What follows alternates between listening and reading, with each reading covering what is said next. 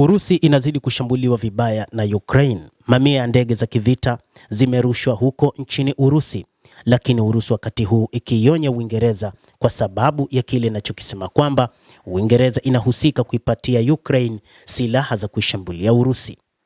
Mamia ya ndege zisizokuwa na rubani za Ukraine zimeilenga Moscow. Takribani watu 3 wamejeruhiwa na taarifa zikidai kwamba kuna mamia ya nyumba zimeharibiwa vibaya kutokana na mashambulizi ya Ukraine dhidi ya Urusi. Gavana Andriy Vorobyev alisema ndege zisizokuwa na rubani zimelenga wilaya nyingi nje ya mji mkuu wa Urusi, Moscow, huku ndege isiyokuwa na rubani ikianguka kwenye nyumba ya mtu binafsi. Watu walikuwa wamelala na kusababisha majeraha. Taarifa zinaeleza kwamba uharibifu mkubwa zaidi umeripotiwa huko Pavlovsky Posad, ambapo ndege zisizokuwa na rubani zilisababisha moto ambao uliharibu kabisa nyumba za watu binafsi pamoja na zile za serikali. Wakati huu Ukraine imeamua kuanzisha mashambulizi makali zaidi katika nchi ya Urusi katika kile ambacho inaamini mashambulizi hayo yataifanya Urusi kuondoa wanajeshi wake walioko huko nchini Ukraine. Huko Bogorodski, ndege isiyokuwa na rubani iligonga ghala.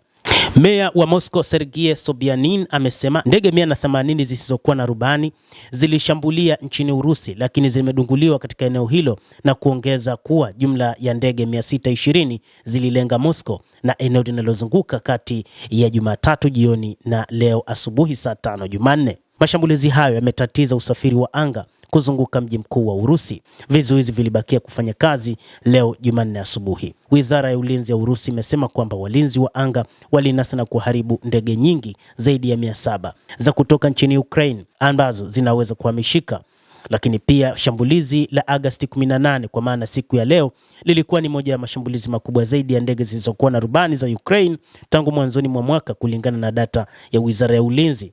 Ilikuja siku 2 tu baada ya shambulio kubwa zaidi mnamo Agosti 16, wakati wizara iliporipoti kukamata na kuharibu ndege zaidi ya 800 za Ukraine. Urusi imeishutumu Uingereza kwa kuchochea mzozo wa Ukraine kufuatia uthibitisho kwamba ndege zisizokuwa na rubani zilizotengenezwa Uingereza ndizo zinazotumika kushambulia maeneo ya Urusi ambayo yanalengwa wakati huu. Kwa kufanya hivyo, Uingereza inashiriki kama msaidizi na mhusika mwenza katika uhalifu na umwagaji damu na mashambulizi ya kigaidi, ilisema taarifa kutoka ubalozi wa Urusi nchini Uingereza.